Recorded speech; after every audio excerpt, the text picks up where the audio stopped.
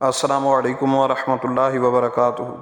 حضرت موسیٰ علیہ السلام پروردگار عالم سے راز و نیاز میں مصروف اور بنی اسرائیل کے لیے آئین الہی حاصل کرنے میں مشغول تھے، اور نیچے وادی سینا میں بنی اسرائیل نے سامری کی قیادت میں خود ہی اپنا معبود منتخب کر کے اس کی سماعت لگا لی اور پرستش شروع کر دی۔ جمہور مفسرین کی تفسیر کے مطابق واقعہ کی تفصیل یہ ہے کہ حضرت موسیٰ علیہ السلام جب طور پر تورات لینے کے لیے تشریف لے جانے لگے تو بنی اسرائیل سے یہ فرمایا کہ میرے اعتکاف کی مدت 1 ماہ ہے، مدت پوری ہونے پر فوراً تمہارے پاس آ جاؤں گا۔ ہارون علیہ السلام تمہارے پاس موجود ہیں، یہ تمہارے احوال کے نگران رہیں گے، مگر طور پر جا کر وہ مدت 30 کی بجائے 40 دن ہو گئی۔ اس تاخیر سے ایک شخص سامری نے فائدہ اٹھایا۔ اس نے جب یہ دیکھا کہ بنی اسرائیل حضرت موسیٰ علیہ السلام کی تاخیر سے مضطرب ہو رہے ہیں تو اس نے کہا، اگر تم اپنے وہ تمام زیورات میرے پاس لے آؤ جو تم نے مصریوں سے مستعار لیے تھے اور پھر واپس نہ کر سکے تو میں تمہارے فائدہ کی ایک بات کر دوں گا۔ سامری کو ظاہر میں مسلمان تھا، مگر اس کے دل میں کفر و شرک کی نجاست بھری ہوئی تھی۔ پس جب بنی اسرائیل نے تمام سونے کے زیورات لا کر اس کے حوالے کر دیے تو اس نے ان کو بھٹی میں ڈال کر گلا دیا اور اس سے بچھڑا کا جسم تیار کیا، اور پھر اپنے پاس سے ایک مشت خاک اس کے اندر ڈالی۔ اس ترکیب سے بچھڑے میں آثار حیات پیدا ہو گئے اور وہ بچھڑے کی آواز بھائیں بھائیں بولنے لگا۔ اب سامری نے بنی اسرائیل سے کہا، موسیٰ علیہ السلام سے غلطی اور بھول ہو گئی کہ وہ خدا کی تلاش میں طور پر گئے، تمہارا معبود تو یہ موجود ہے۔ صدیوں تک مصر کی غلامی نے بنی اسرائیل میں مشرکانہ رسوم اور عقائد کو پھیلا دیا تھا، اور وہ اس رنگ میں کافی حد تک رنگے جا چکے تھے۔ بچھڑا پرستی مصر کا قدیم عقیدہ تھا اور ان کے مذہب میں اس کو بہت اہمیت حاصل تھی، اس لیے ان کو ایک بڑے دیوتا کا منہ گائے کی شکل کا تھا، اور وہ عقیدہ سامری رکھتا تھا۔ کرۂ ارض گائے کے سر پر قائم ہے۔ سامری نے جب بنی اسرائیل کو ترغیب دی کہ وہ اس کی بنائے ہوئے بچھڑے کو اپنا معبود سمجھیں اور اس کی پوجا کریں تو انہوں نے بآسانی اس کو قبول کر لیا۔ حضرت ہارون علیہ السلام نے یہ دیکھا تو بنی اسرائیل کو سمجھایا کہ ایسا نہ کرو، یہ تو گمراہی کا راستہ ہے، مگر انہوں نے ہارون علیہ السلام کی بات ماننے سے انکار کر دیا اور کہنے لگے، جب تک موسیٰ علیہ السلام نہ آ جائیں ہم اس سے باز نہیں آنے والے۔ یہاں جب یہ نوبت پہنچی تو اللہ تعالیٰ کی مصلحت کا تقاضا ہوا کہ حضرت موسیٰ علیہ السلام کو اس واقعہ سے مطلع کر دے۔ اس لیے حضرت موسیٰ علیہ السلام سے پوچھا، موسیٰ تم نے قوم کو چھوڑ کر یہاں آنے میں اس قدر جلدی کیوں کی؟ تو حضرت موسیٰ علیہ السلام نے عرض کی، خدایا اس لیے کہ تیرے پاس جلد حاضر ہو کر قوم کے لیے ہدایت حاصل کروں۔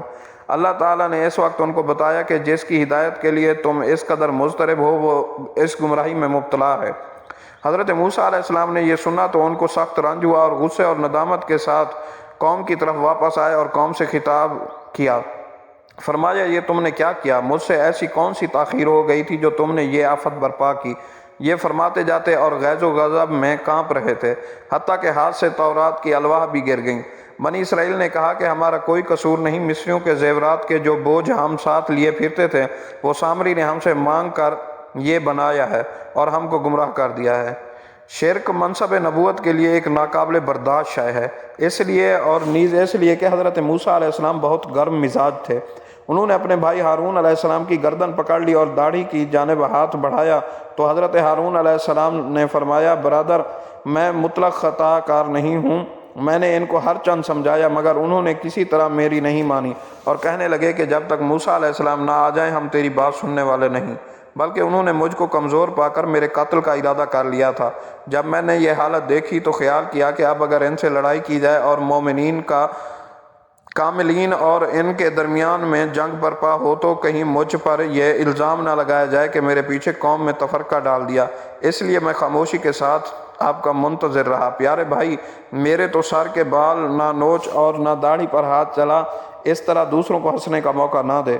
ہارون علیہ السلام کی یہ معقول دلیل سن کر حضرت موسیٰ علیہ السلام کا غصہ ان کی جانب سے فرو ہو گیا، اور اب سامری کی جانب مخاطب ہو کر فرمایا، سامری تو نے یہ کیا بنایا ہے؟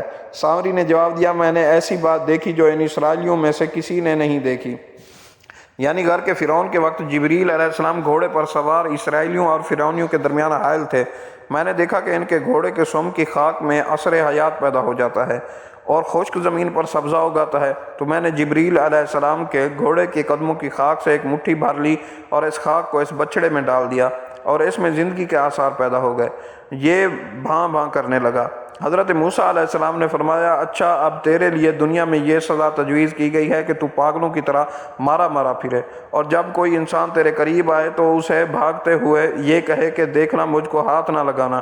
یہ تو دنیاوی عذاب ہے، اور قیامت میں ایسے نافرمانوں اور گمراہوں کے لیے جو عذاب مقرر ہے وہ تیرے لیے وعدہ الہی کی صورت میں پورا ہونے والا ہے۔ اے سامری، یہ بھی دیکھ کہ تو نے جس بچڑے کو معبود بنایا ہے اس کی سمادھ لگا کر بیٹھا تھا، ابھی ہم اسے آگ میں ڈال کر خاک کیے دیتے ہیں اور اس خاک کو دریا میں پھینک دیتے ہیں۔ تجھ کو اور تیرے ان بے وقوف مقتدیوں کو معلوم ہو جائے گا کہ تمہارے معبود کی قدر و قیمت اور طاقت کا یہ حال ہے۔ وہ دوسروں پر عنایت و کرم تو کیا کرتا، خود اپنی ہلاکت اور تباہی سے نہیں بچ سکتا۔ بدبختو، یہ معمولی بات بھی نہ سمجھ سکے کہ تمہارا معبود صرف وہی خدا ہے جس کا نہ کوئی ساجی ہے اور نہ کوئی شریک، وہ ہر شے کا عالم اور دانا ہے۔ یہ واقعہ ہے کہ حضرت موسیٰ علیہ السلام سچائی کی روشن دلیلوں کے ساتھ تمہارے پاس آیا۔ حضرت ہارون علیہ السلام حضرت موسیٰ علیہ السلام کے بھائی اور اللہ تعالیٰ کے پیغمبر تھے۔ ہارون علیہ السلام کے بارے میں معلومات صرف مذہبی متون سے ملتی ہیں، جیسا کہ عبرانی بائبل، نئے عہد نامہ، لیوک، اعمال اور عبرانیوں اور قرآن مجید۔ عبرانی بائبل بیان کرتی ہے کہ موسیٰ کے برعکس جو مصری شاہی دربار میں پلے بڑھے، ہارون اور اس کی بڑی بہن مریم دریائے نیل کے شمال مشرقی علاقے میں اپنے رشتہ داروں کے ساتھ رہے۔ جب موسیٰ علیہ السلام نے پہلی بار مصری بادشاہ سے بنی اسرائیل کی غلامی کے بارے میں سامنا کیا، ہارون نے فرعون کے لیے اپنے بھائی کے ترجمان کے طور پر کام کیا۔